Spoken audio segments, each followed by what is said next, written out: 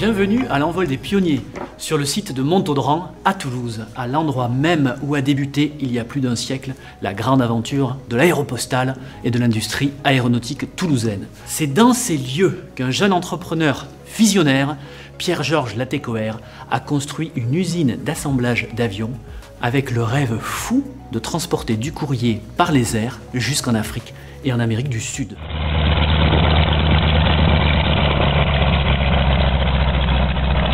Plusieurs années seront nécessaires pour réaliser cet avion.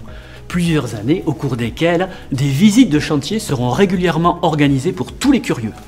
Plusieurs années aussi au cours desquelles des centaines de lycéens vont pouvoir s'inscrire dans le pas des pionniers de l'aéropostale, en découvrant les innovations de l'époque, pour mieux imaginer les innovations de demain et relever les défis d'aujourd'hui de l'aéronautique ici à Toulouse et dans sa région. Alors toujours à l'envol des pionniers où il se passe régulièrement des choses assez extraordinaires. Par exemple aujourd'hui même le fait de rencontrer Pierre qui est l'arrière-petit-fils de Georges Latécoère. Bonjour Pierre.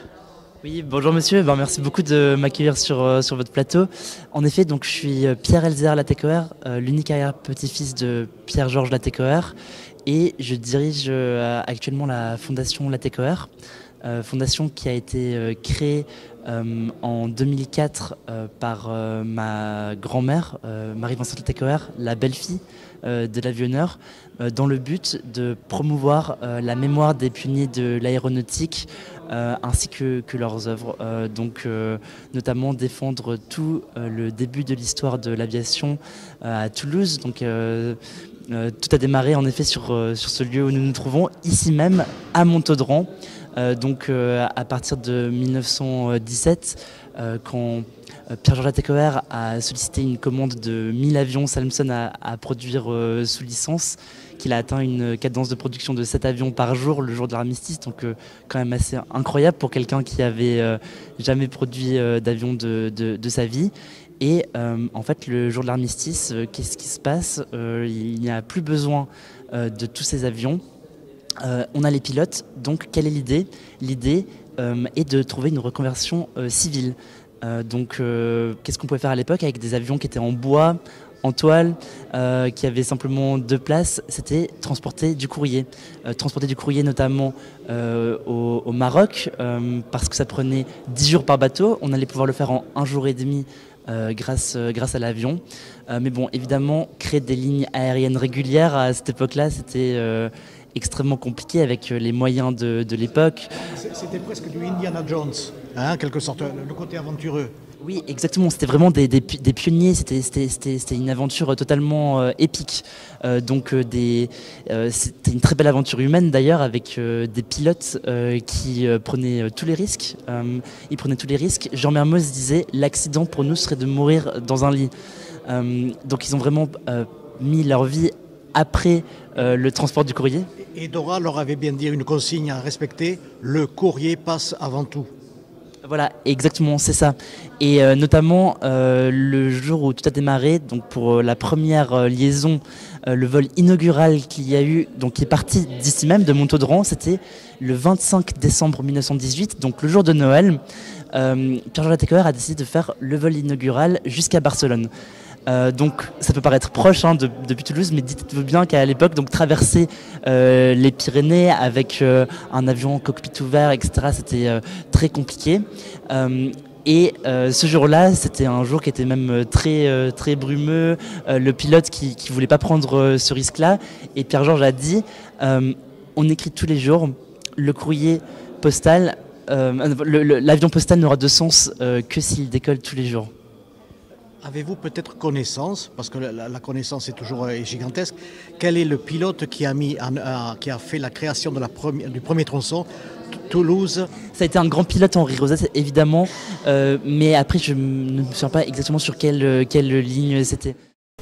Nous avons créé une association en 2021 qui s'appelle l'AT28, qui permettra de réaliser cette reproduction.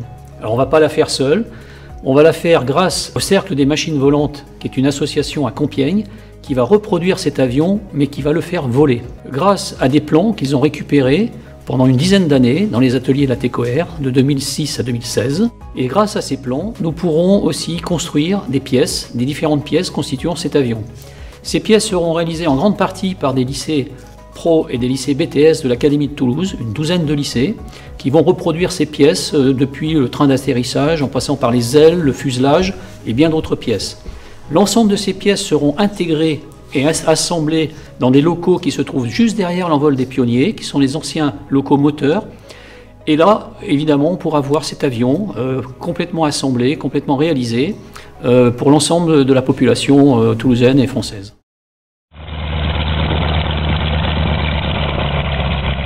Êtes-vous pilote ou auriez-vous rêvé d'être aussi un grand navigateur comme cela?